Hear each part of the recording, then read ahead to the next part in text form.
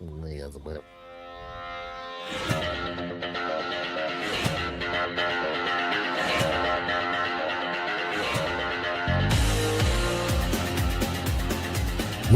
to the Bleeding Burgundy podcast, a Washington Commanders podcast for fans, by fans.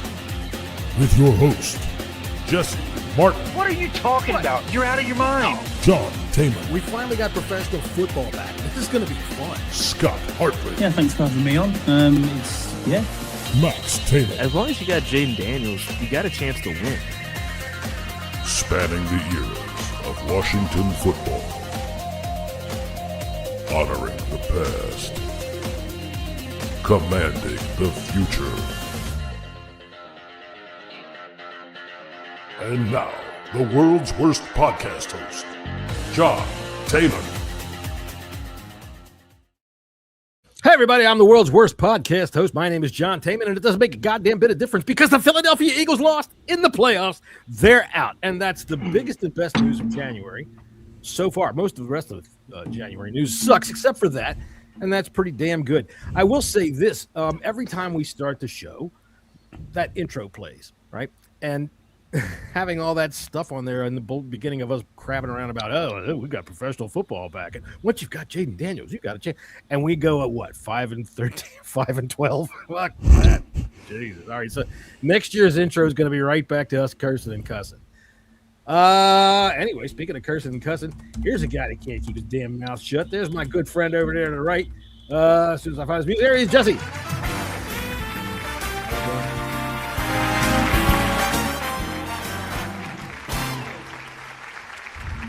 You are coming to us today from the great state of West Virginia. Is that not right? That is true. That is true. Very cool. So I'm glad to see that you got the house in the neighborhood that was allowed to have the electric light today. So everything's great there. It's a candle. It's not a light. It's a candle. I don't know if you can tell. See, this is our Abraham Lincoln right here. He's going to do the podcast by candlelight, ladies and gentlemen. That's how dedicated. How's things going with you? Everything good? Things are going. We'll just put it that way.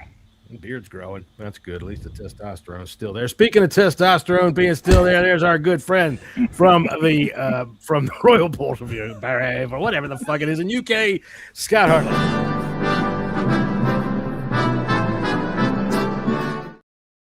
Now, Scott, we were just talking a minute ago before the show started about how the hell we curse too much on this show, and it cost us a viewer right away because somebody recognized you in the Royal Bolshevik. Tell us this tale. Yeah, I was in a meeting with the manager who's fairly senior in my company. All sitting around a table trying to discuss things. And he said, I'm quite into the NFL, so I thought I'd have a look on YouTube. And I saw you with an old fellow with a beard and a ginger guy. And he said it was a good show, but it wasn't for me. It was too much profanity. Oh, well, see, there you go. Well, fuck. There you go. Oh, all right. And down here below, coming in from the great state of South Dakota, Scott G.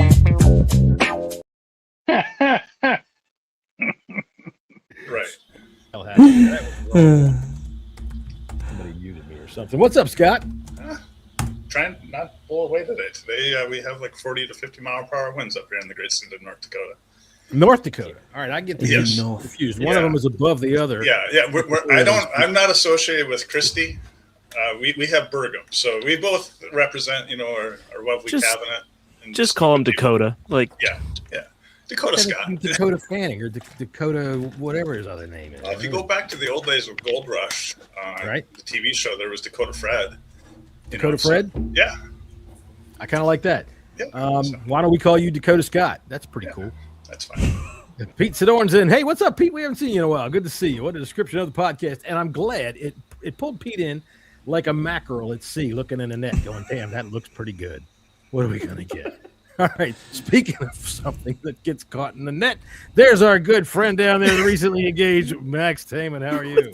What does that mean? I don't know. He was better than going after something like a mackerel, for Pete's sake.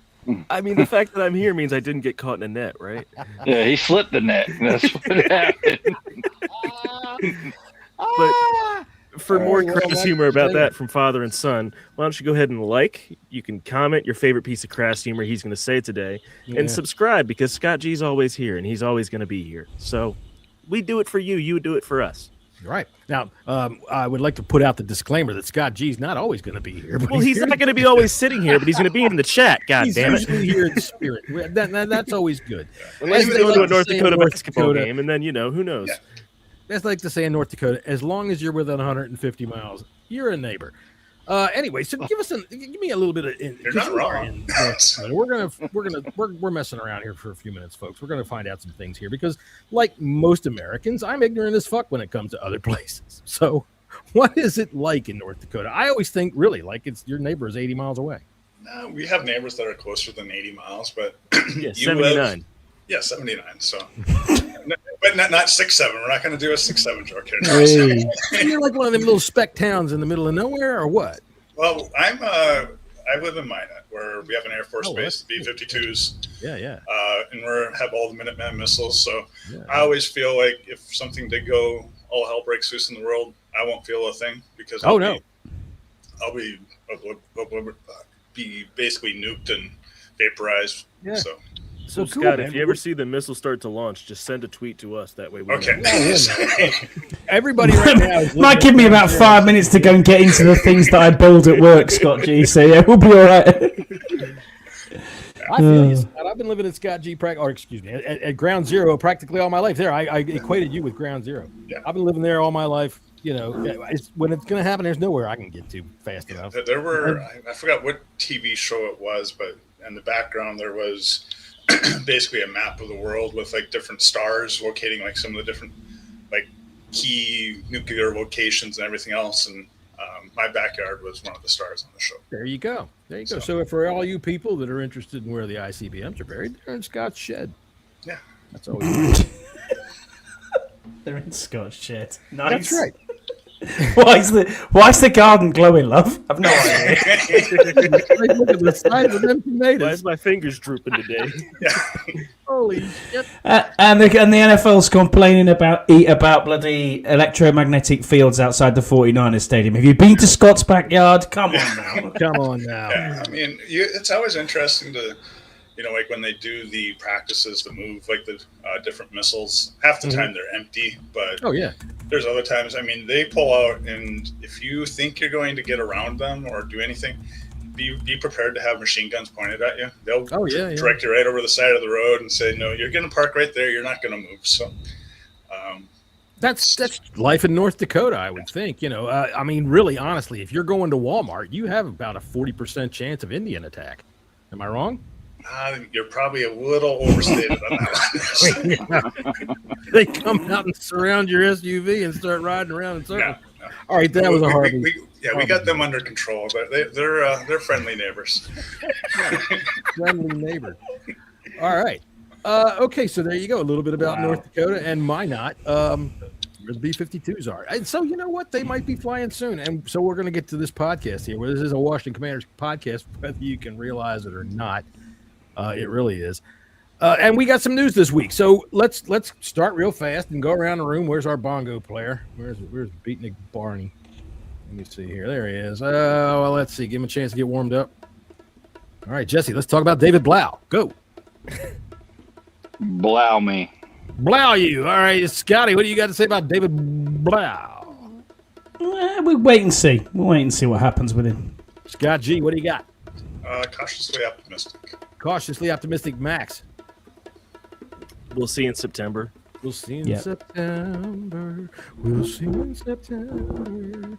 I'm with Scott G. I'm cautiously optimistic. So we'll go around the room. What do you got there, Jesse? Tell me more about why you're kind of. I don't see how we can be cautiously optimistic when the fact is we know jack and dick about what this dude's all about. That's why. Okay, he's a smart guy. Welcome to he's Jack a and fucking Dick smart guy. You guys. Okay. He's been in the league coaching for 2.5 fucking seconds. I still think this was a knee-jerk reaction.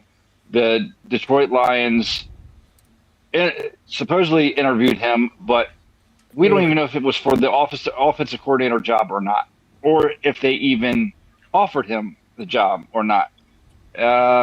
Yeah, man, I just think we could have done a hell of a lot better. Sorry, I'm not over the moon about this move at all. All right, Scotty, go ahead. Yeah, I'm not. I was initially on Jesse's wavelength, especially after seeing the show last week when it was announced. Seriously, isn't it all just gray and gloomy? On that wavelength, it's just I see what you're saying. But no, I was agreeing with Jesse at the time. But now I've looked at it, I've slept on it. I think to myself, well, actually, how many times have we seen that fucking graphic with all these coaches that left the next big thing, the McVays, the Shanahans, etc. Yes, it does seem a bit of a knee-jerk reaction. They wanted to keep him in the building, fair enough. But I tell you what, it's brave of Dan Quinn, because this absolutely puts the cat amongst the pigeon. He has literally gone, I'm all in. You know what I mean? I'll push my chips into the table. Playoffs or he's gone. It is. It's shit or bust, isn't it? Exactly that. He made this move. He's on playoffs or bust next year. Scotty G, you're cautiously optimistic. Let me hear what you got to say.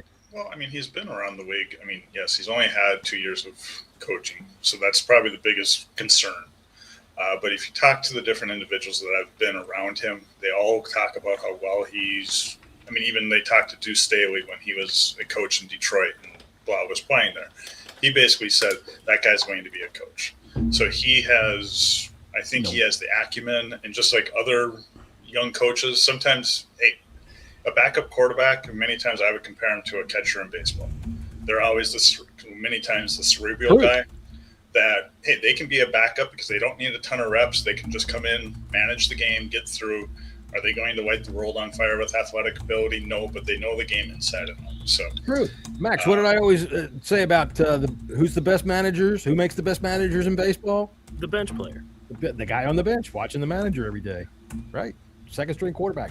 So Max, your answer was kind of so. What do you think? We don't know. So could we be like Jesse and overreact on a negative sense? Yes. Could we be across the bow there? Jesse knows. Could we be the exact opposite and overreact and think we're going to go win the Super Bowl with this guy? Yes. Of course. Should we? No. We don't know what he's going. We don't know what he's going to do. All we know is what people have said. We don't know what system this guy's going to run. Right. Like we know where he draws. We know. Do we even know if he has a system? That's the fucking thing. We got. Who did I see the other day that said that he doesn't even have anything drawn out?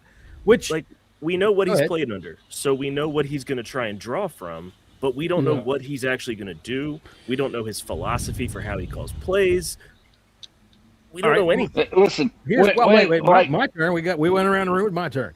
Here's why I'm cautiously optimistic. For one, I think you're right that there is a slight overreaction in not wanting to let the next prodigy get away and hoping that this guy is it.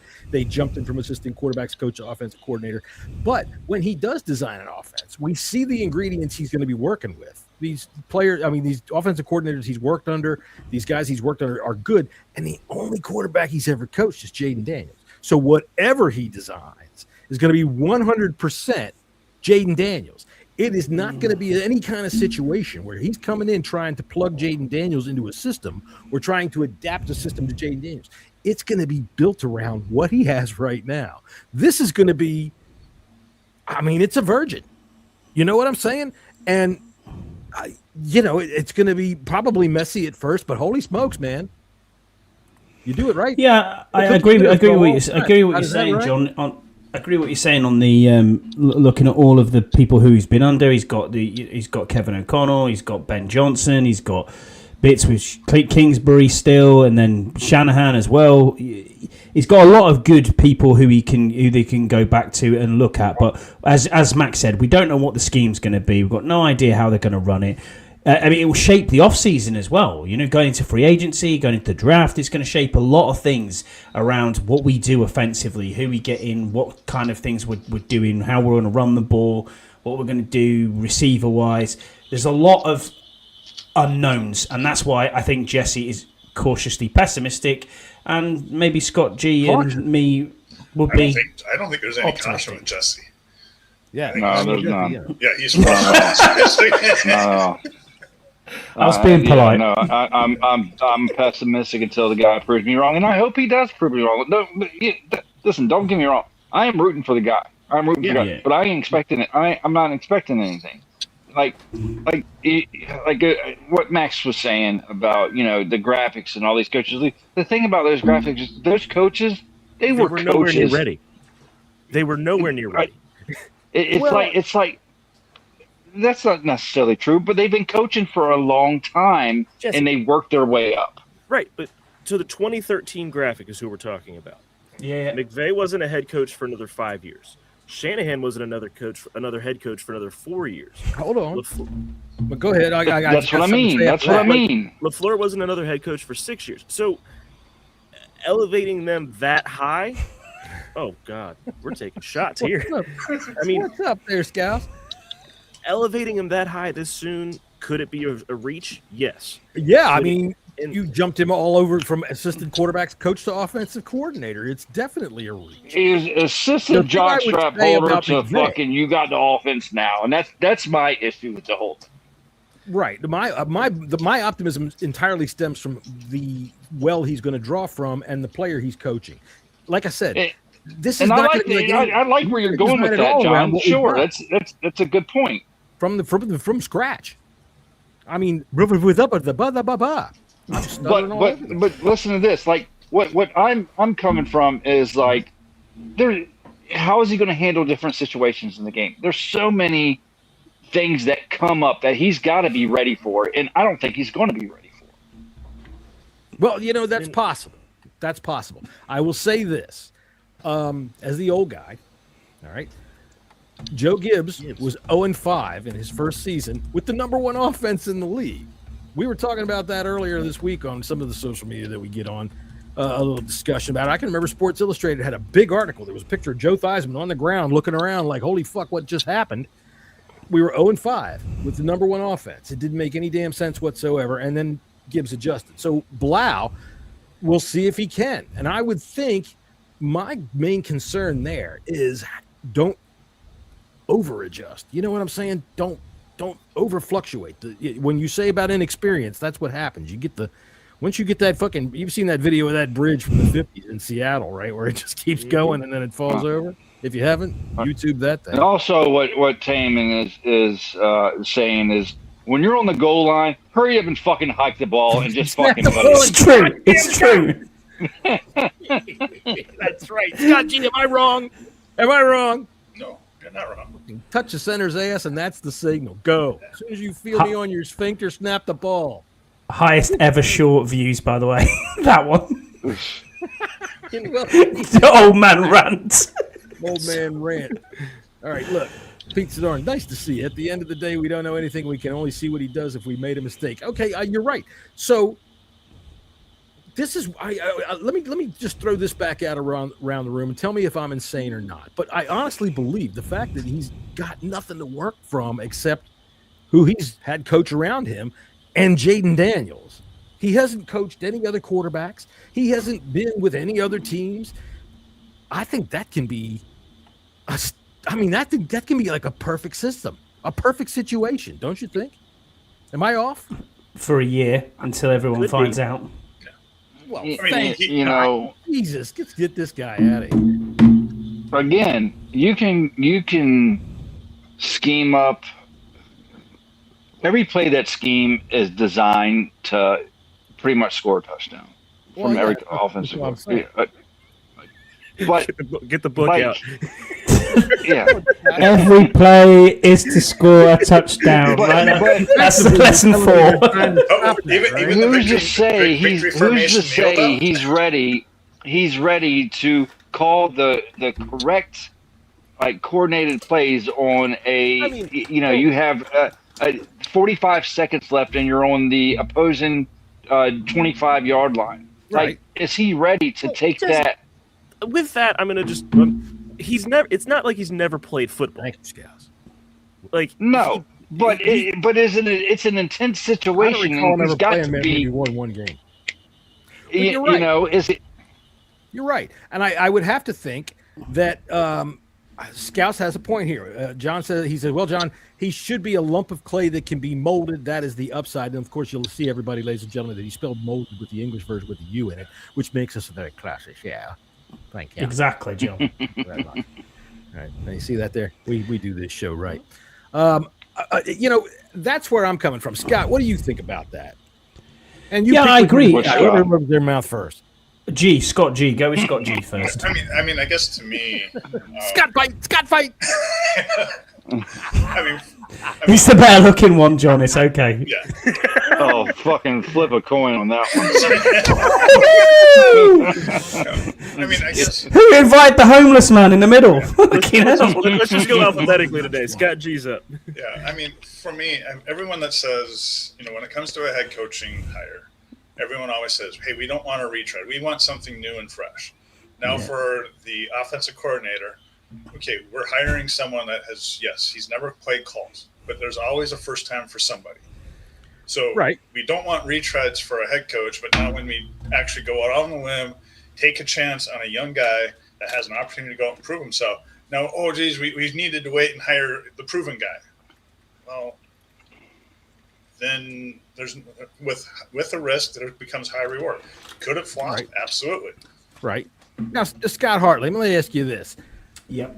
When you're talking about a coach with no experience, we're talking about a first time. Do you think it really matters if the first time, he kind of falls out and comes on the pillow, then maybe cries a little after? Wow. Jesus Christ. Wow, John. You went there. I like it. To Scott G's point, though, it is a good point. We're always asking for the next big thing, the new offensive mind, the genius that can hold the wheel. There's a few out there who we could have hired. Would it cost a lot of money? Yes, probably. Was McDonald probably going to get a job from elsewhere? Yes, but it's one of them. It's what do you do? You have to give the guy an opportunity. They think he's right for this job. It's been signed off. The coaching staff, as in Dan Quinn and the GM Adam Peters, have put their chips firmly in the middle of the table. And they'll either flourish or they'll pay the consequence. Because this time next year we could be looking at new GM, new head coach, everything, or going again. It depends. Leave that up. Or we could be looking at playoffs. Yeah. We don't know. I want to read this. This just came up on the screen there from our chat there. Fuerte. We're just going to go ahead and call you Fuerte. Fuerte said for ADB, I thought the Niners were getting booted first. Here's a bunch of clown pictures and some laughy emojis and shit. Keep watching them from the couch haters. Didn't we all pick the I thought Niners? We all picked the Niners. I think we all did. Picked the Niners. You got the wrong podcast. Yeah, but hey, this is, I think, the end for them. We'll get to that later on in the show. So hang around there in the chat. I will disagree with that one. All but yeah, we all picked the Niners to win. We did. Every one of us did. You fucking hate the Eagles, Holmes. Right. Yeah. Thank you, Fuerte, for stopping through to mistake us for whoever you were. This is like when you walk up behind somebody in the store and you think it's a friend of yours and you go, hey, oh, fuck. Skins Nation says, can we please rebuild the defense? And I seriously doubt Dan Quinn is the one who can do it. Is AP on the clock as well, gentlemen? Yeah. Hold on. Let me ask the gentleman. Max, what do you think? I don't think so. I don't think that AP would be on the clock as much as Dan Quinn. Good man, Fuerte. I mean, look, like they're all on demand. You can go look and see. All right. Well, I'll tell you what. Before we get the Skins Nation's question too, this is another point I want to make before I forget. This is a pivotal year for Jaden Daniels. Pivotal year, and it's another reason why I'm skeptical about this. It just doesn't. I just don't know if this guy's the right dude to. Don't know that he's not. Take Jaden to the next step where he needs to be. Well, I see. Here's where I come from with that. Is for one, it's a very small fraternity, and all of them talk. Right? He can pick up a phone call if he gets, and talk to mentors around the league that he's had. They'll talk to him. Maybe that clown up in Chicago won't, because he seems to be a dick. If he was my coach, I'd be very happy. But I'm sorry, I lost my train of thought there. I was thinking about what Skins Nation had said. Can we please rebuild the defense? I'll tell you this. I hope so. We were talking about this on social media over the last couple of weeks. I think Disco brought it up about how frustrating it is that our linebacker positions are so flipping bad for as long as we've had linebackers as coaches. It just seems to be ridiculous, man, and I can't Well, stand it. it seems to me Dan Quinn is definitely playoffs or bust. AP, I'm not sure. Because my thing with AP is there isn't anything on the market for him to go get. The things that he has gotten in terms of retooling the team, in terms of Tunsil, in terms of Debo, that he actually had to give up assets for, have been hits aside from Lattimore. You're right. So he's what, 3-1 in terms of wins on trades? He gave up a lot for Lattimore. It's not about 3-1. He gave up hardly anything for Debo. If that didn't work out, we lose a 5th-round pick. He gave up a lot more than that for Lattimore. So that is a big. I mean, right, but we can also argue with Lattimore. Nobody hits on everything. No, you're right. It's true. We've all been over that. We all wanted that. But to Skins Nation's point there, I think I appreciate with Quinn trying to rebuild the defense, and with AP, it goes hand in hand. But him bringing in Brian Flores for an interview is a plus in my book. That means he's willing to branch out, because if he brings in someone like Flores, that's going to be his defense. You know, it's going to be possibly, but Flores isn't getting an NFL head coaching job right now. He's just not. But but for him to even bring him in an interview shows me that Dan Quinn's is willing to take a little bit of a back seat. Taking his hands off the defense. I don't disagree with Jesse. I always think Dan Quinn just wants to be the leader of men and be the culture builder, be the guy in charge in the main. Then he said he can, if he can handle it and go, right, you know what, your defense is your defense, get on with it, and egos get left at the door. Brilliant. That is exactly what you want. Is it going to cost a serious amount of money from Josh Harris? Yeah, absolutely. Absolutely. It's going to cost you a fortune. That's the great contrarian. I thought Flores was shit, Jesse. I thought Flores I would love to hear Scouse just try to say Flores. Scouse, you bit. Was fishing like Scouse always tries to do, and he bit on it. All right. There you go then. If we're gonna swap over to defensive, I'm not ready to swap to defensive yet, because we also made a quarterback coach hire this week that set off a bunch of people with some stupid stuff about nepotism and all of that sort of thing. And I'm going to go first on this one, boys, because I got a quick point that I want to make about nepotism in the NFL. Typically speaking, all right, like Brian Schottenheimer, right, grew up as from a child on up on the sidelines of NFL football games, watching his father lose playoff games. But, well, that's a story for another time. But the fact is, most of these guys, like Doug Williams' kid, it's not just this isn't, IBM, where they just go, give goddamn Corky a job and just sit him in there and let him fucking look at a computer screen. It's different. All right. These kids grew up in the game.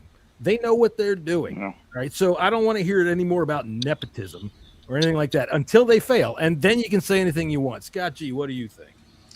It's a quarterback's coach. Hopefully it works. Don't really know any background on, how good of a coach he is. He's been attached to the Falcons the last 2 years. I don't see where and he was with the Saints before then. And he was with the Saints. For me, though, it is a positive, because he's developed Michael Penix. Michael Penix. He had us on the ropes. Dude, come on. Did you just hear yourself, for fuck's sake? I did. That's someone who just beat us badly this year, and then the year before we went 12-5, had us beaten in overtime. My net lets more water through than your net. All right, look, that's it. Go ahead, Scott. Since I've thrown Max off. Sorry, go ahead. No, I kind of agree with Max in a way. I don't think it's a bad hire. I think it is nepotistic. I do. But everywhere in the NFL is like that. We've had how many coaches' sons on hired on staffs here? Do you know what I mean? They've all been here. So it is what it is. You're not ever going to get away with that. And every team is the same in the NFL. Is it TJ Williams? Or I can't even remember his first name. DJ. DJ. Thank you. Doug Jr. Doug Jr. There you go. So either or. Is it continuity thing with Jaden Daniels? He looks up to Doug, blah, blah, blah. I don't know. It seems like we're pushing everything around Jaden Daniels, which maybe is a good thing. Who knows? But it's a big year for JD5 as well, so We haven't made any other changes offensively, and I mean, like we need an offensive line coach. Well, yeah, we did big time. The offensive line coach, and that's probably the most important thing we need to get. We got rid of our wide receivers coach, didn't we? No. We kept. Are we still got Bobby Ingram? Yeah. But we kept. We've got Ron Lynn still, don't we? He didn't go to Penn State. Anthony Lynn. Ron Lynn. As far as I know, Anthony Lynn's still there. All right, Skins Nation says, I'm worried that we may have the worst coach in the division and we still don't have an identity. I disagree with this. He says, Dan Quinn can only do... Slim Jim. Slim Jim. Go ahead, Dan Quinn Dan Quinn's a good coach. He's a good motivator. Players play for Dan Quinn. Period. Yeah, agreed. You never hear a bad word about him. You saw that at the end of the season. Yeah. And I like Dan Quinn. I want Dan Quinn here. We just need the right coordinators. Period. Right. Get the right coordinators, and we need AP. We all knew this was going to take time, guys. That 12-5 was unexpected, but we knew this roster was in shambles when they took over. Mm-hmm. We knew it was going to take time. Yeah, there was not only that, but last year, we'll once again remind the world that the NFL, everybody was flush with cap. They had plenty of space. So if they wanted to keep a player, they could keep a player. And like I always say, I go right back to Myles Garrett, the man who said to everybody, if you don't think I'm a Hall of Famer, watch this, and had himself a fucking season, who would not play for Cleveland again. I'm tired of playing for a loser. Oh, my God, that's a lot of money. Let me sign this fucking piece of paper and do this for the Browns. So that's what we dealt with last year. So all these folks that talk about Adam Peters and going after old players and, going on the cheap. Look, man, there wasn't a lot on the shelf. You know what I mean? There just wasn't a lot on the shelf. So he did because he picked, the coach, other coordinators doesn't mean he's a bad coach. I don't think those two things are one and the same. No, I think I agree with Jesse in that he's a very good motivator, a good leader of men, and I think that that is a positive. He can be a good delegator. He can be a good coach. All right, so let's slide over to the defensive side of the ball. That's where one additional item on the offense. We hired another coach today, the assistant quarterback coach, Danny Etling. Oh, yeah, really? Who? Yeah, Danny Etling. Danny Etling? The assistant jockstrap holder. Fucking A! I just want to recap that Dad did say going into the show he wants to watch his language more. Hey, look, man, when Danny Etling, I get excited. Scotchy, wouldn't you agree? Absolutely, you get it. I mean, was he not third stringer at Green Bay at the Packers or something? Yeah, I know. He played professionally. It said from Kimes' tweet. He played professionally from 2018 to 2025. It would be his first coaching position. He spent 1 year at Purdue when Blough was there, and then he was at LSU as a player. And what were we talking about, nepotism before? Hello. Yeah, well, everyone's always connected. Everything's nepotism. Yeah. Heck, how do you think I got onto the show? That's right. My aunt's cousin's sister knows Scott's deli manager. I mean, how did Max get on here? Very true. Hey, some of this.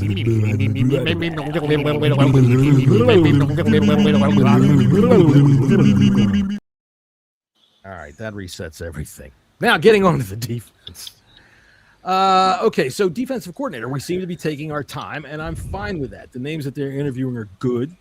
The fact that they were even allowed to now, tell me if I'm wrong, but the rule was that if a coordinator wants to make a lateral move, they have to give him you have to be his contract's up.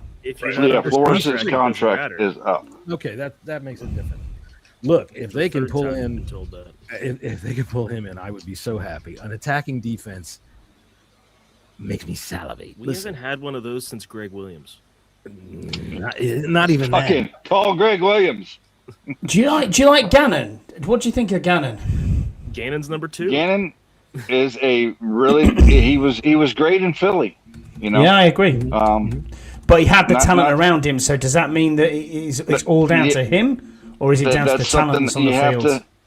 Listen, I mean, that goes with any defensive coordinator. You have to have talent. I know. All right, so let me ask this. Minnesota has talent. That's why Flores had success there. I mean, yes. So he's had success everywhere. His defense has always been good. Yeah, I mean, he's able to get the most out of any talent he has. So he elevates. The reason why I think it's because he says to the quarterback, "We're going to kill you. We're coming at you," and he goes at the quarterback all effing day. And I have said for years that now that they've changed all the rules, the best way to stop anything now is to go disrupt the quarterback, and that I think is what they do, and take the ball away, come second. So, oh man, I would love it if we had Brian Flores. Yeah. I mean, his defense shut us out, and so of course Dan said, "I want to call him on my staff." All right. I don't know why he'd want to come here. I think if I'm him and they look at me and they say, "Okay, why are you coming here?" I'd be like, "Okay, well, I just saw my offense lay up 31 on you. It's going to cost a pretty fucking penny." Well, it's a good thing that we're building a new stadium to fucking make that money back. Cap on coaches. Yeah. I don't mind that. And I'll tell you what, even though you talk about Greg Williams, back in the day, and again, I'm the old guy, man, when you have a defense that just look at the Texans, when you have a defense that does that, my God, it is so satisfying. It is so satisfying. It doesn't matter if your offense is average. You can just go out and stick your thumb on top of everybody, and it's wonderful. So, Scotty, yes, I haven't heard from you. What do you like on defensive coordinator? Where are you standing? Flores would be number one for me. Gannon number two. 70 sacks in the time he was in Philadelphia in their Super Bowl season when they got beat in the Super Bowl against Kansas City, and then I think both. Who were his line? Do you recall? The guy, I can't remember who else was it on. If he was on his line, they were. Guy went to the Cardinals this year. Edge rusher. That's can't remember. Brennan Graham. Hassan Reddick. Hassan Reddick. Thank you. He had his best season, obviously, in the NFL. I like Gannon, but he got done because imagine being on your first day on the job as a head coach and Hard Knocks cameras are there, and you're talking about. Did you get the bus? Did you get on the? Did you ride the bus? Did you drive here? It was very monotone, but again, I've heard people talk about him and say they'll play for him. He's a good coach. Mm-hmm. Yeah, I get it. They're the two that I would look at. Maybe we're waiting for other dominoes to fall and because people are still trying to obviously fill head coaching roles and the playoffs are still going on. So this could take another couple of weeks, I think, before we get anywhere close to having a DC here. All right, so I'll throw it down to you, Scotty G. Who are you looking at that are still in the playoffs now that we could potentially be looking at a defensive coordinator? I mean, I'm not necessarily looking for specific names. If you don't have, I'll give you a specific name. I think it would be Carl Scott from Seattle. Mm-hmm. Even though it would be a high risk because it's another guy that's never called defensive plays. Mm-hmm. But you have a guy that's from one of the top defenses that have in the playoffs right now, very well could take him to the Super Bowl. And, the other item, if you listen to a few different, Candy and Woolway on their show, Candy's always given a hint. Nope. Hey, look at teams that we play next year and who's had success. Who's on our schedule next year in NFC West? Seattle did well against them, so I would go there. I mean, there are a few other coaches, but I think some of those guys are probably going to be holding out for head coaching jobs. But wait a minute, Skins Nation. Well, for whatever we said, okay, I will believe you now until September. Dude, don't believe us. Don't believe us. I mean, fans, we're just fans. Fans are stupid. All of us are. Yeah, the other possibility. Don't put your house on anything because of what we said. Would potentially be like Joe Cullen from the Chiefs, who has had, I think, 1 year of being a play caller. Mm-hmm. Scott's the guy that's, he's a secondary guy. So, hey, can he improve, Mikey and some of those guys? Then you go to Cullen, who's the D-line guy. Can he actually get a pass rush with, Newton and, improve those? So those would be the two non-Flores. The easy answer is, let's take E-Flow. The Kansas City guy is interesting because they do. I mean, they go after the quarterback. They go fucking crazy. Cover zero all the damn time. Spags, though, isn't it? Defenses that go after quarterbacks. Yeah, go after the quarterback. I'm all for it, man. Let's just if you're going to live by the sword, die by the sword. And if you're playing defense, you better have a sword, right, Max? Am I wrong? No. I mean, my biggest worry about anyone from Seattle is Mike McDonald's defense. That defense travels with Mike McDonald. I don't know if an assistant can recreate that. I mean, look what happened to Baltimore's defense when he left. So true, but they got a lot of injuries too. I mean, yes, but this is also like that defense was 32nd in the league for the first 8 games 2 years in a row. So injuries or not, that scheme doesn't follow. Okay. Well, maybe the clown up in Baltimore was just a moron and couldn't do it. I mean, that's always a possibility. I mean, that too. Yeah, that was it Brendan Orr? He was Zach Zach Orr. Yeah, he was terrible. All right, hang on one second. We do have some other topics to get to here. We have a new stadium rendition. We've got some renderings to look at of what the new stadium, and I got to tell you, I like it. I think that the outside renderings with all the columns. Huge. I mean, yeah, it is huge. And It the is columns look huge. very cool, and it looks very Washington with the columns. The top looks to me like saran wrap. Am I wrong in thinking? I mean, it's a rendering. Golly. It's not like they're going to print out the picture and put it on the ground. What do you mean? Stadium. Right. The Tupperware Stadium. Someone keeps saying this. Who was saying it looks like a toilet bowl? No, I mean, stadium look, looks like a toilet you know what bowl looks if like you a want toilet it, bowl is what the Bears are going to build in Indiana, by the way. You know, one of the first jokes I ever did as Bang Cartoons was when they shut down the vet, when the Buccaneers went in there and had a big playoff game and beat the Eagles in the fucking vet. And that was the last game of the vet. And I did this thing of Warren Sapp sitting on the vet and taking a shit. So that's what I used to do for fun way back 25 years ago. I think any stadium that is in a circular shape, the rivals will always make it look like a toilet. I mean, hate to break it to you, but every stadium's a circle. Well, Yeah. U.S. make it Minnesota's more. They do that one after a ship, a Norwegian ship. When I take a shit, I think of the Giants. It helps me move my bowels. Yeah. So I mean, look, we're going to be in 5 years going to Reynolds Wrap Stadium, as John. Reynolds Wrap Stadium. No, no. Listen, when I saw the renderings, I was emotionally moved. You know, because it gives you that reminder of the old RFK. It has hints of that. Yeah. And you know, it brought me back. It brought me back. It did, and I like it. I really do like it. I think it's going to be fantastic. I love the fact that the mission is going to be a little bit different story. We'll get on to that. I love the fact that the old foundations are going. Well, the new foundations have gone on top of the old foundations to keep it there, and that the field is going to be in exactly the same position as the old field. That's pretty cool. Looking at it at night time, it looks amazing from the nighttime rendering shot that they did. It looks classic, like it's keeping in line with the other buildings that they've got in DC. It's part of the mall. Yeah, that's what I mean. It looks amazing. And when you're driving across from Anacostia River, it looks like it's going to swallow you up. It's fucking massive, isn't it? 65,000 to go up to. It's just going to be amazing. 65,000 to go up to 17. Wavering brown, Grecian, gorgeous building. Yeah, it's because 65 is the minimum for the World Cup. Correct. Yeah. So for a World Cup that's final. the minimum. But let's be honest here. You're getting a World Cup this year.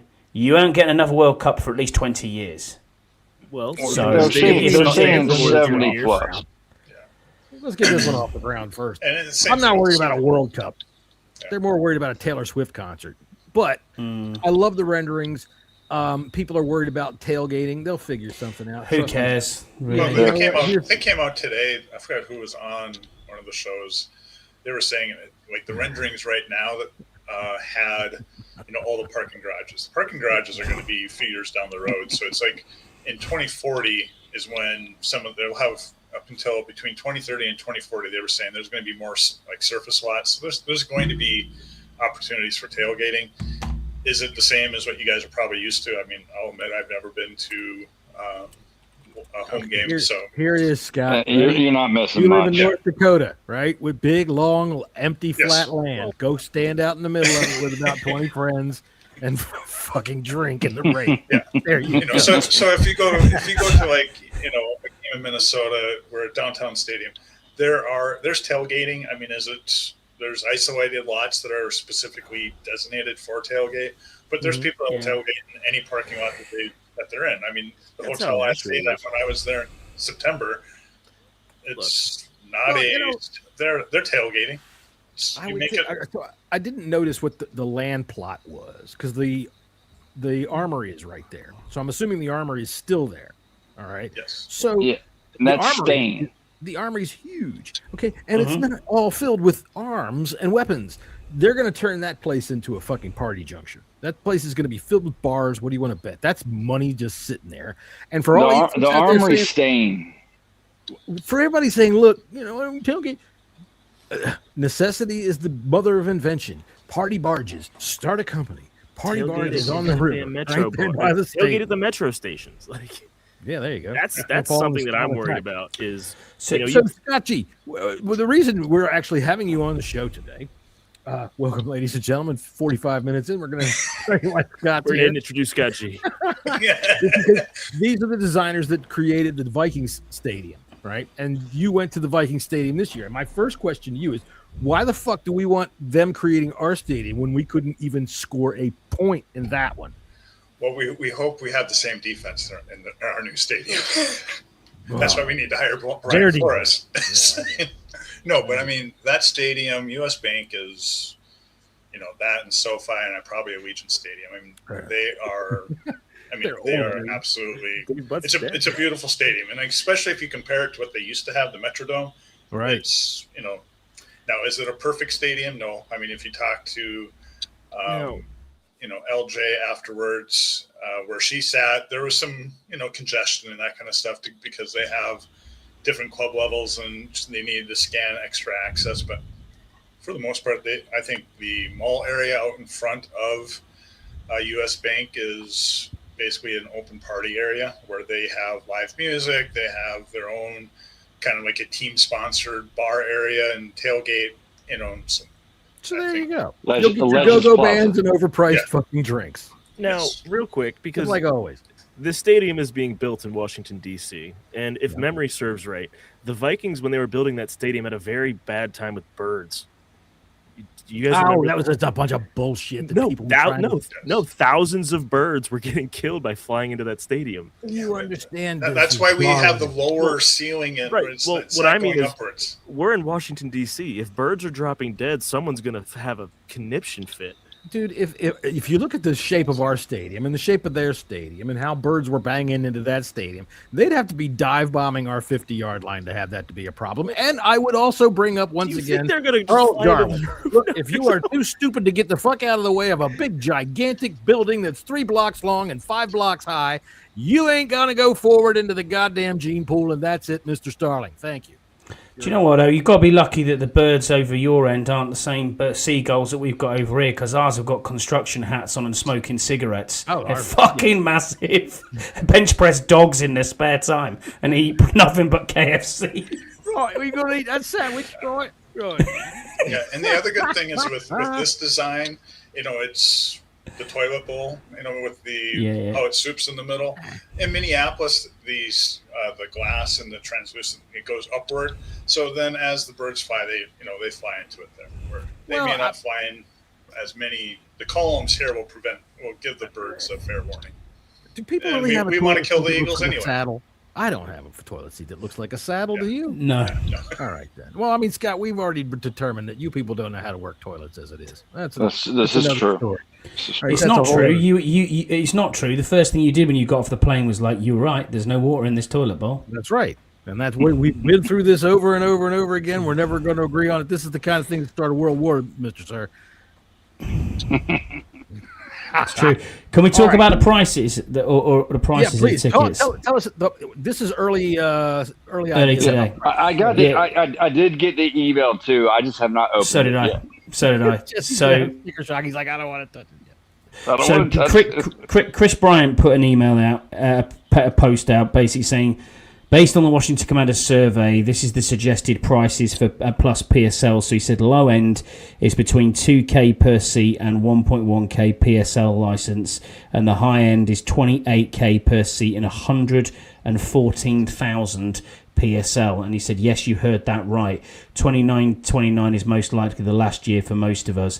Then he's obviously put on what he would look at. So it's a club seat club level one behind the end zone, which includes all food and beverages. It's $8,400 for an annual season ticket and a PSL license of $24,000. So obviously that's quite a lot of money to be pushing out. So we've had this discussion kind of in one of the other chats about is it outpricing the normal fan? Yeah, but you've got to pay for a stadium. And you've got to, then the investment isn't free. You're going to regenerate the area. You're going to get jobs. You're going to get income and revenue through that towards the team. But that isn't going to cover nearly $4 billion or $3.2 billion, whatever it is, that they're going to pay out for this stadium. I'll say this. Go ahead, Jesse. Those PSLs are still not as expensive as other stadiums. No, they're not. But they better fucking win. They better fucking win. Because if they do not win, they're not going to be selling seats. They're not going to be selling season tickets. I would like to remind everyone. And we do, and we will say, PSLs are a one-time payment. Yeah, it's not every year. It doesn't make a bit of fucking difference. Al Davis came up with the idea to charge you a fee for the right to pay for your seat. It's fucking ridiculous. And then people buy it because this is the NFL. And look, for everybody that's going to bitch about it, and what you just said, Scott, about it's pricing out the regular fan, yes, it is. The regular fan doesn't go to Super Bowl. Not very many. All right, when you look at Washington and why they wanted Snyder out, I mean, all of this ties back. Why they wanted him out so bad, because he was so bad for the league, is because there's so much money in this area. All right, this is one of the richest areas in the country, and they can't let that go. This is a jewel. So for those prices, man, they'll give those fucking club level seats to congressmen, and man, I'll tell you what. Yeah. Right. So, yes, the NFL's going to have to find that pitch point. Right now, they're making money, so they're not going to change, and they're going to keep pushing it. People bitching, oh, we got to buy all these streaming services to watch television, watch a football game. Until it stops, until people stop, they're not going to stop. Again, this is just a survey. Yeah. Right. They're throwing out feelers right now. So you can pay your PSL license, by the looks of it, over a 10-year period if you wanted to. Yes. Yep. So actually, when you look at that, what was Chris's, 24 grand over 10 years? It's a car. It's like having a car payment, isn't it, I suppose, in some respects? Because, what kind of car is that? Well, I don't know. I mean, go-kart. Yeah, how much is a car? I don't know. $50,000 okay, there you go then. Well, I'm way off. So yeah, you're probably looking at realistically, family car, probably looking at £40,000. Yeah. Yeah. Right. So realistically, 10 years worth of sales, it's probably there or thereabouts. It's like having a car payment, isn't it? Really. If you spread it out over 10 years, I mean, I'm not going to get into the finances of it because, quite frankly, I hate fucking thinking about numbers. I'm not a numbers person. Fair enough. Until we get into the NFL this week. So, just one thing I want to ask Scott G, because you were in the Viking Stadium, designed by the same company that is going to be building our stadium. Are we going to have to deal with the Vikings? Well, every few years, but we'll still beat them. All right. Oh, right.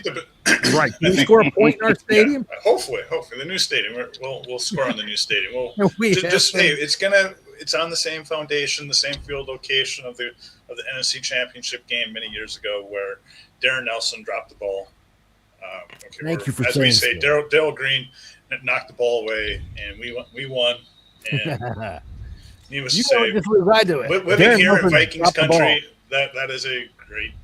Green made the hit right at the end, but Darren Nelson had already dropped the ball. But that's all right. We still win the fucking game. Yes. All right. I think the weirdest thing, like with that type of ceiling, is you're going to an indoor game, but you still have to bring sunglasses because there'll be times, especially the new stadium. The Washington Stadium will have even more white than what Minnesota has, but it is like you're outside. Daylight, so right. Get back up in there. It'll be interesting. Back, Jesse. I don't know where you went. All right, we're gonna go ahead. We're running on time here, so we're gonna pick some football games. Let me find some music. Put that on there. There we go. Music All right, so we're going to pick. We got 4 football games this weekend. It is the fucking playoffs. I'm underwater, aren't I? No, you good. Stop that. You're good. All right, good. Hey, man. How did you like last week's playoff games, Max? Oh, they were terrific. Terrific. They were terrific, and I fell asleep during the Bears game. Oh, really? That was I went to bed at halftime. Yeah, they were all pretty good. The only one that fucking Steelers game. Oh, I didn't watch any of it. Damn, I should not have listened to y'all. What? Yeah, I did take the over, and it was 39.5. I said the 36. Texans. No, I needed that. I'm still in good position for my work pool, but it was I took the Steelers plus the points.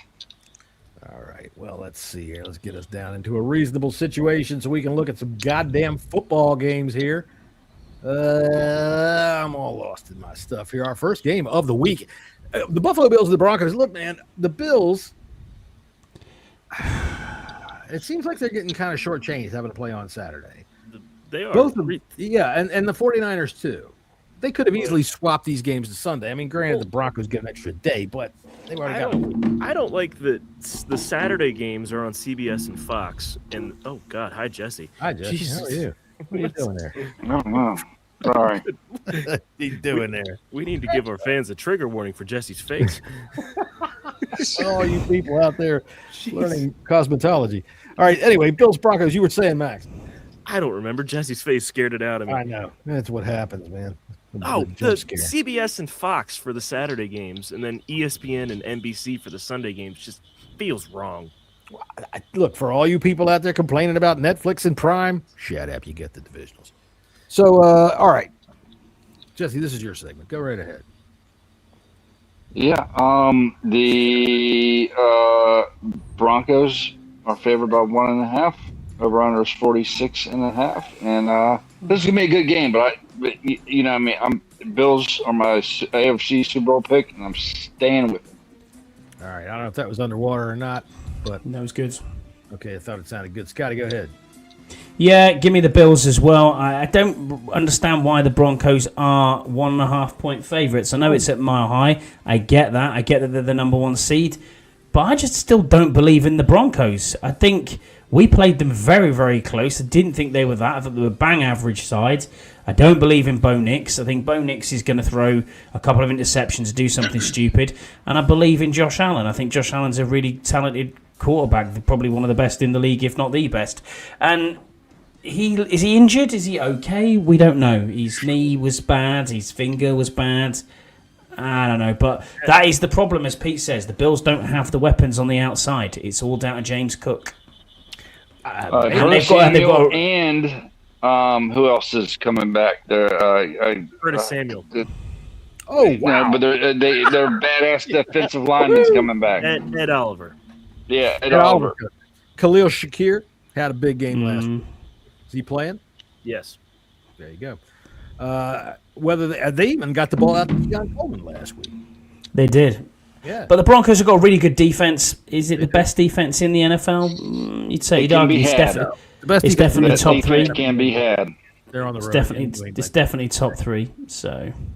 All right, Scotty G, what do you got in this game? I trust Josh Allen more than Bo Nix. I'm taking the Agreed. What if his name was Bo Nur? Would you trust him then? No. No? I would like that. That would be kind of fun. Bo Nur. All right. What did you say, John? You never trust someone with 2 first names? Is Nur a first name? No, Josh Allen. Oh, Josh Allen. You know, I kind of think that those people that are named Allen have a last name for their first name. Good point. Max, who you picking? I'm going to be one of the weird. I'm going to say the Bills are going to win this game.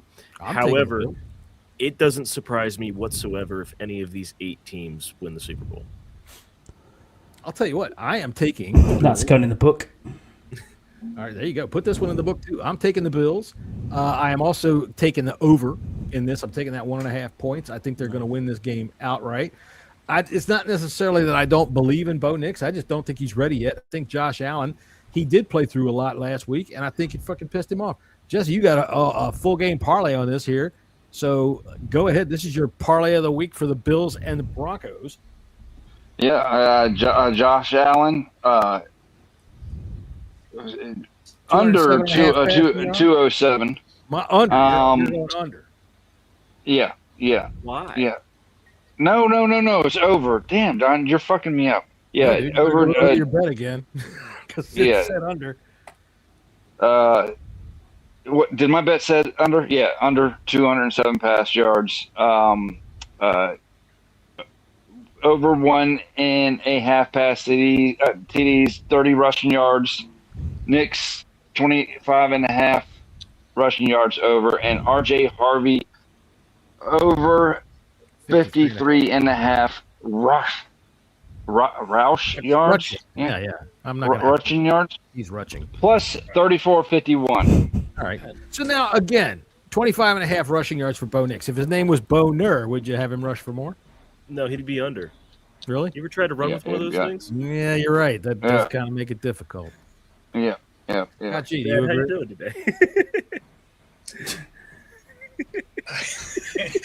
I was looking at something else. Yeah, he was. He's looking at Yam's chat history. Yam's catching strays over here. All right, I got one. It's because he said he would be here and he's not. John's Buffalo Stampede. It's just 3 of them, but man, they gave me great odds on this. Khalil Shakir over 4.5 receptions. Brandon Cooks over 2.5 receptions. Brandon Cooks had a big game last week. I think that they're going to go for him again. And I'm pushing James Cook up over 100. Yes, that's a good bet. Plus 3801. Plus 3808. Here's the thing about the Broncos defense is they have Pat Surtain, but Riley Moss is on the other side. And I don't know about you guys. Yards. I'm looking at catches. I understand. I'm just saying I could burn Riley Moss. Let me put that on here. Max 1.5 receptions versus Riley Moss. Take the under. Take the under for 1.5. I'm good for 1. All right. James Cook rushing for 100 yards. That concerns me a little bit.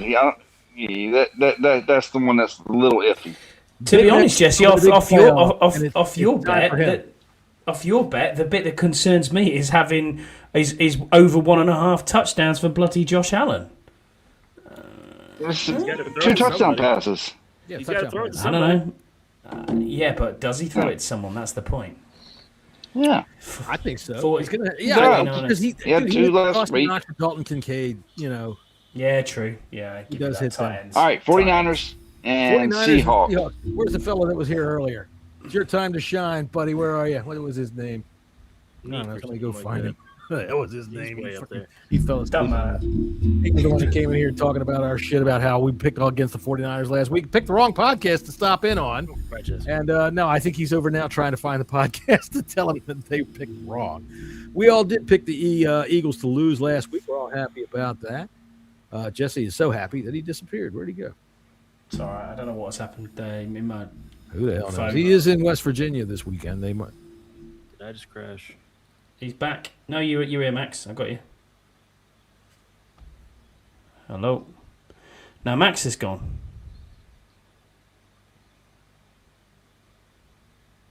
Damn. Did everybody do that? I'm here. I'm here. I'm here. Can you? Are you there? Yeah, I'm here. If you're listening to the podcast, we apologise for that. It just seemed everyone seemed to crash. I think StreamYard must have had an outage there. I don't know.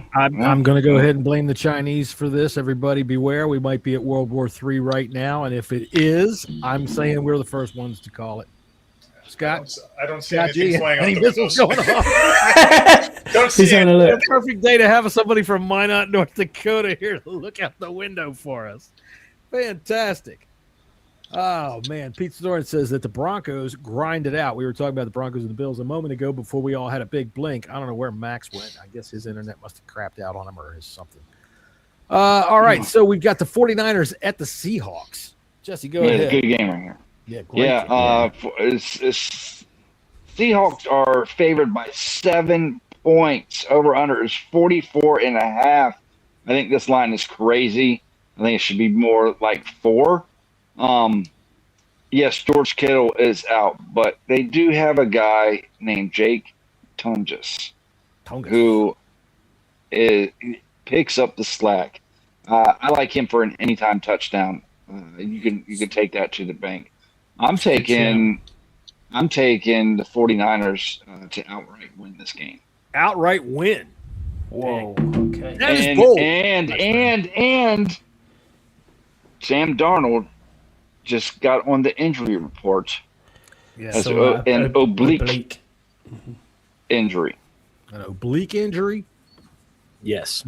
I think that's something that they can just put on the injury report. Somebody poked him with a needle and said, "Did that hurt?" Well, it just popped up today. Yeah, I mean look.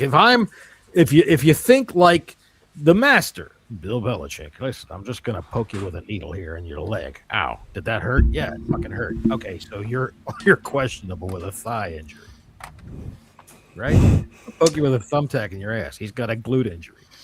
John, what are you doing? I'm taking the Seahawks in this game. I think the 49ers' charmed run of injuries being able to buoy them up runs out here. The Seahawks beat their ass 2 weeks ago. They're going to beat their ass again. I'm going to take them, lay the 7, but I'm not going to put any money on the 7. I don't like 7. 7 on the odd. It's just 7 in a playoff game is too much. 7.5. I'll go with that, but 7, no. If you want to go under that, I'll take that, but no, I'm not taking it at 7. I think the over-under is about right. I'm real hesitant on that. I'm just going to take the Seahawks on the money line. As a matter of fact, here's my big bet for the week. John's sure thing. I got the Bills plus 1.5. I think they're winning outright up in Buffalo. Bills Broncos over 46.5. I think that's probably going to be what has to happen up there. Bears plus 3.5. How are they not favored at home? We'll get to that in a minute. Rams Bears under 48.5. From what I understand, it's going to be minus 39 degrees. It's going to snow. Yeah, the wind's going to be about 1,000 miles an hour. Seahawks on the money line. Texans on the money line at plus 308.08. I'll take that. Hell yeah, man. That's my sure thing of the week right there. And that was San Francisco, Seattle.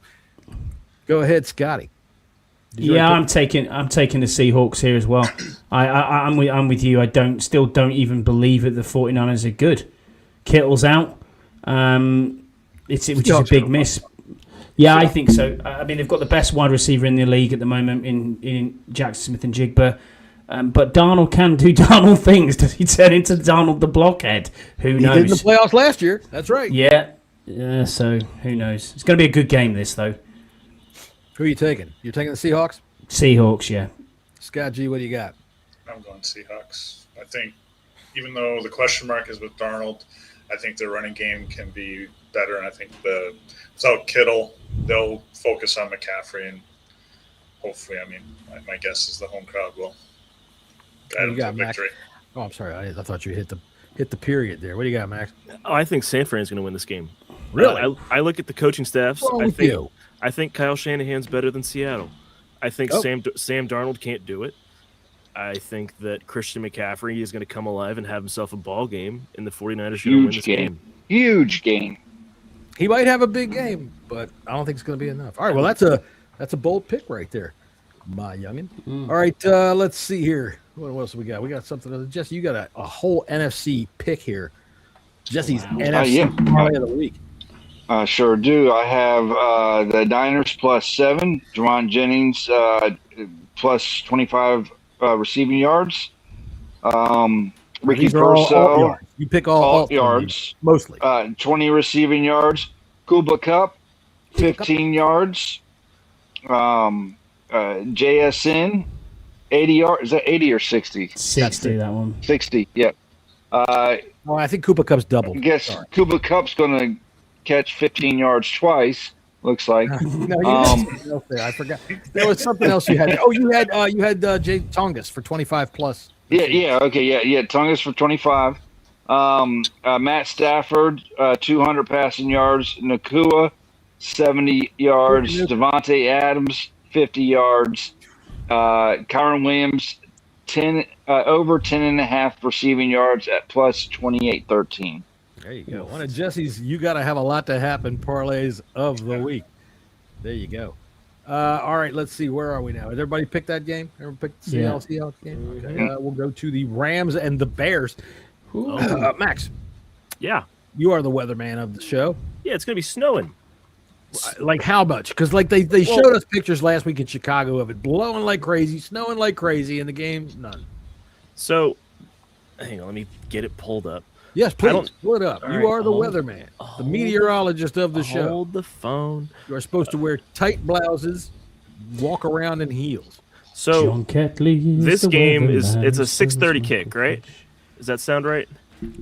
They are Saturday, right? Yes. No, this is Sunday, 6:30. Yeah, 5:30 local time. It'll be 21 degrees and a real feel of 0 at kickoff.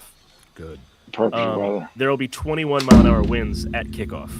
Good. As the game kicks on, right around 8 o'clock, it's supposed to start snowing with flurries. So it's not going to be like the Rams and the Eagles where there was snow on the field last year. But, it's going to be nice to watch. And this is going to be a defensive game, and the Bears are going to win this game. Did you say the real feel is 0? Correct. 0. That's minus 17 degrees in my world. Sure. Jesus. Right, which I think in your world is called fucking cold. And as a result, so sounds like a nice day in January. Scott's like, I'm hanging out on the deck making hot dogs. Caleb Williams' rushing line for this game is 19.5. Wow. 19.5 for Caleb Williams. Also, his interception line is only at 0.5. You're definitely going over there. Oh my good! I made a little 4-leg of Caleb Williams. I think he's going to throw over 222, have at least an interception, and have 20 yards rushing. All right, that's only 3 out of 4. Well, the Bears money line. Oh, Bears. Okay, all right. What's that give you? It's a plus 1900. That's not too bad for a 4-pick parlay. That's not too bad at all. Scott G, what you got? I think the Bears clock is going to strike midnight, even though I won't be surprised if they win. I think the Rams will find a way. In just on a weather aspect, Scott, you're talking, what the real feel right now, where I'm at, it's negative 17. Good God, that's not even fit for humans. What the hell are you doing? It's 6 degrees, so it's negative 27 Celsius. Feel like temperature right now with the actual negative 26. Did you say? Yeah, negative 27. My dick could fall off if I was outside. That's ridiculous. But the actual temperature, the actual temperature feel like it would be negative 14 for you. So. That noise you hear is a polar bear going through Scott's garbage. We wouldn't find much, would he? Let's be honest. But yeah, moving on. Right, so Jesse, you love the next Friday. The forecast, the actual daytime high is -2 with an overnight low of -17. Scott, you get them shorts out, bud. Yeah, I'm wearing shorts right now, but the heat's on. So Jesse, what do you got? I know you like the Rams in this game, don't you? Not only do I like the Rams, I will buy the points and do an alt line and have the Rams by 6.5 win by 6.5. I would bump that up. Yeah, the Bears are done. This is the end of the road for the Bears. Yeah. The Rams are just going to destroy them and make Ben Johnson. Listen, the McVays and the LaFleurs are fucking close. McVay's going to fucking just wipe the goddamn floor with Ben Johnson in this game. Rams win big. We said the same thing about the Rams last week. Scotty, what do you think? I absolutely agree completely with Jesse. This is going to be an absolute blowout. It's going to be Rams are going to batter these by at least 10. No doubt. Maybe 14. 14-point win. Yeah, should be easy. I'm surprised that this line is only 3.5. Same. I don't care if the Bears are at home. At any line I was looking at, this would be the line I would go 7 minimum on this. I just think they're too talented. They've got coaches are too good. Yes, it's going to be cold, but it's cold for both sets of players. It's not just cold for one set of players. Caleb Williams, nah. Matt Stafford, give me Matt Stafford over Caleb Williams any day of the week. This is the most talented side in the NFC right now. They will be at the Super Bowl. The Rams. I think one of the key things here is with McVay, if he has a chance to get points early, take the points, not always go for it. Because if he goes for it and the Bears stop him, that could flip the game on its head. But.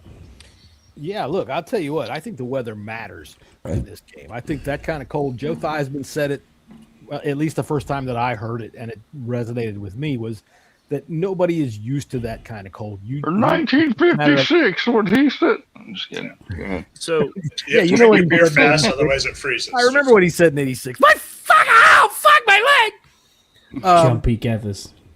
Jumpy Gathers. Don't you be... Look, we've already had that on this show. Right? Can we just also the guy say this? The guy that dissed Jumpy Gathers, where is he? Right? About this game in particular, In games under 30 degrees, Matt Stafford is 1-9 in his career. The Matt Stafford played in Detroit inside. They have a guy named Puka Nacua. Okay, and I don't think wherever he comes from, it doesn't get. I think Daddy, he's from Utah. Stop talking. Yeah, he's from Utah. Whatever. You're right. So not only can he handle the cold, but he can also deal with Mormons at his door. But so I'm still taking the Bears in this game. I think that it's going to be a running game. I love the fact that we're going to see DeAndre Swift and Kyle Monangai and Kyron Williams and Blake Corum. I think that's going to be the game right there. I'll take Williams and Corum over Monangai and Swift any day of the week. I like DeAndre Swift this year. Oh, is that okay? Here's it. John's Freezer Pop. That's it. John's Freezer Pop. This is the Freezer Pop, the 0 degree game. DeAndre Swift plus 54.5 yards rushing. Book it. Colston Loveland.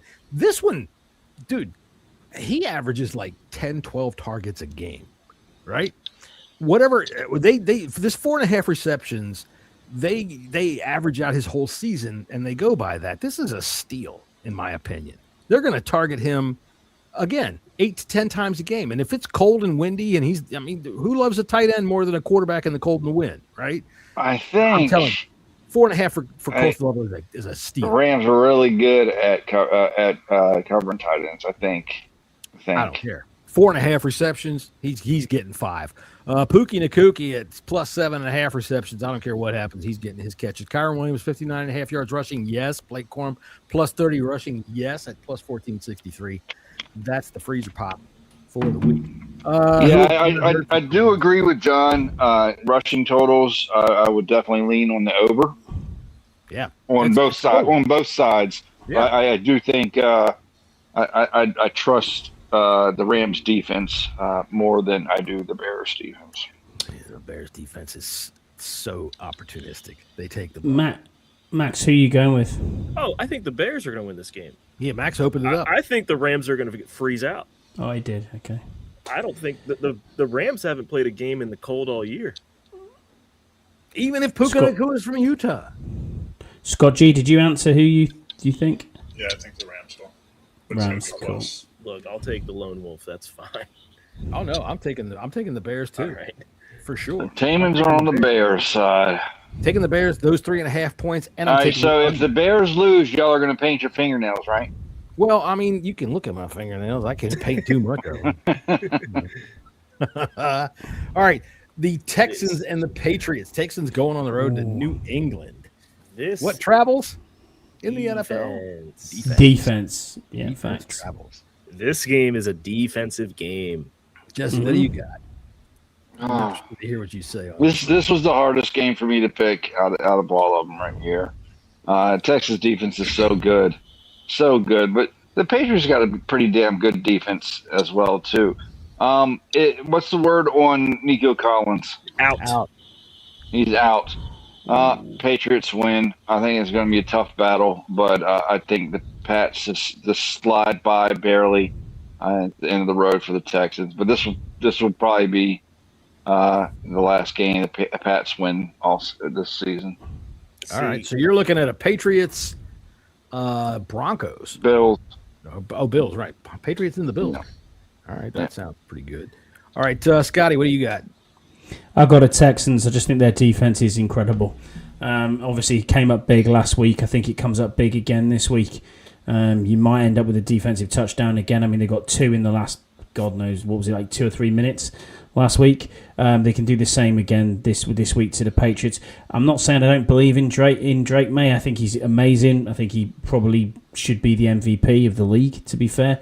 This season, he's been up there as one of the best quarterbacks in the league. That's for sure. But what's it like under pressure in the playoffs? You know, give me the Texans. I just think their defense will do it. What about you, John? Let me go to Scott G real quick. Mm-hmm. I think the Texans pull off the upset on the road. Yeah, I go ahead, Max. I'm all underdogs this week. I think the Texans are going to win this game. I think the Patriots are masquerading as us from last year. Masquerading? Last year they sucked. as us. Masquerading as us. So they are the Washington of the. I think they're not playing many people. I think they're getting through games. I think that Drake May is having a great year, but this is the best defense he's going to run into. That's kind of how I feel about the Bears. I just think they've gotten fucking lucky all year round. Which I guess. I think part of their luck is also the weather that they're going to be. It's going to be in their favor. I'm taking the Texans in this game. He agrees with me. I'm taking the Texans. I'm taking those 3 points. I'll take the under in this game. Yeah, I tell you what, defense travels, and their defense. We mentioned earlier who was the best. They're the best, in my opinion. In terms of playoff defense, that's the kind of defense that wins a Super Bowl. They swarm. Right. They get to the ball faster than anybody else. They make plays on defense. I love them in this game. I'm taking the Texans. I tell you what, if you really catch me after I've had a couple of – okay, I've had a couple. I'm taking the Texans to the Super Bowl, boys. Oh, God. Ooh, wow. That's not – no way. Pete, I'm with Pete on this. It's going to be a tight, low-scoring game. I would definitely lean the under on this. Oh, yeah. 40 degrees. I don't think the Texans have enough on offense. Yeah. The Patriots, people are discounting the Patriots defense. They have a good defense. They really, really do. They do. They do. And I think Drake May's the offense is just going to do enough. I mean, this could come down to fucking field goal, last second field goal. Well, I mean, I think everybody's considering the under. So yeah, you're probably right. I think one of the teams will have a defensive touchdown that will end up, swinging the momentum of the game, or at least force a big turnover. And watching how the Chargers got after Drake May last week, I think the Texans blitz can come after him, possibly cause him to, possibly rush himself in the pocket. And if they can force a turnover or two, I think the Texans, with a short field, can, convert at least field goals and, find a way. But I agree. I could be completely wrong as well. I mean, look, if they can turn this into a defensive battle, they've got the best defense left in the tournament, as far as I'm concerned. I don't even think it's close. New England's got a good defense. Denver's got a good defense. The Texans have a Super Bowl caliber defense, in my opinion. You know what? The Texans' defense is rated number 2, and Broncos is number 1 DVOA, I believe. Well, you know what I always say about DVOA. Give me that and a penthouse, and we'll jerk off together. So, Jesus Christ! All right. Look at the time, guys. Look at the time. Yeah, I was thinking that. Well. See you later. You're right. Look at the time. Hell. All right, so there we go. I am picking a Houston Texans versus Buffalo Bills AFC Championship and a Chicago Bears Seattle Seahawks NFC Championship. Scotty Hartley, what do you got? Yeah, I got the Texans, and who is the previous one? You got the Bills or the Broncos? Bills, even Texans. No, I picked Texans and Bills, and then on the other side of it, I've got the Rams and the Seahawks. There you go. All right, Jesse, you got Rams and Seahawks, right? Or no, you got Rams and 49ers. I got Rams and Niners, Bills and Pats, and the Bills and Rams are going to go to the Super Bowl. Ooh. Same as me. I got the same one. My early or my before season pick. Super Bowl. It was Seahawks Texans. What do you got, Scotty G? I picked the Bills and Texans with then the Rams versus Seahawks. And I would say the Bills versus the Rams in the Super Bowl. All right, Max? Jesse's going to shoot me. I've got the Niners and the Bears next week and the Texans and the Bills. Texans, Bears. Texans win. Texans, Bears. Because don't you know we have a standing in this world? Because that game, that's the Niners and Bears, would be in Chicago. Can you imagine that? Texans, Bears. You're right. I mean, Texans, Bears. Could you imagine? All right, everybody. Well, there you go. That'd be a shit Super Bowl. Just let me tell you, that would be a fucking shit Super Bowl. No one wants to see those teams on the fucking Super Bowl. Oh, well, that's the way it goes, man. That's why the NFL is the best. And for those of you people out there that still think it's rigged, answer me this. Who is it that signed off on Tyreek Hill getting his leg mangled all up? Probably not him, but okay, you can say whatever you want about it. Hey, I hope that the rigging and the script favors whatever it is that you're picking this weekend, so pick wisely. Thanks for being with us. We will be back again next Friday to discuss everything that happened this week and talk about the NFC and AFC championships coming up and whatever Commanders news comes up, like Brian Flores getting hired, as our defensive coordinator. I honestly believe that my ability at this juncture of the show to be able to enunciate actual words in the English language should move me off of the world's worst podcast host list. Thank you, Scotty Hartley. I know he's going to listen back to this and say, dang, dude, you did quite well. All right, for everybody out there, thanks for showing up. We'll see you again next Friday. Thanks. Later.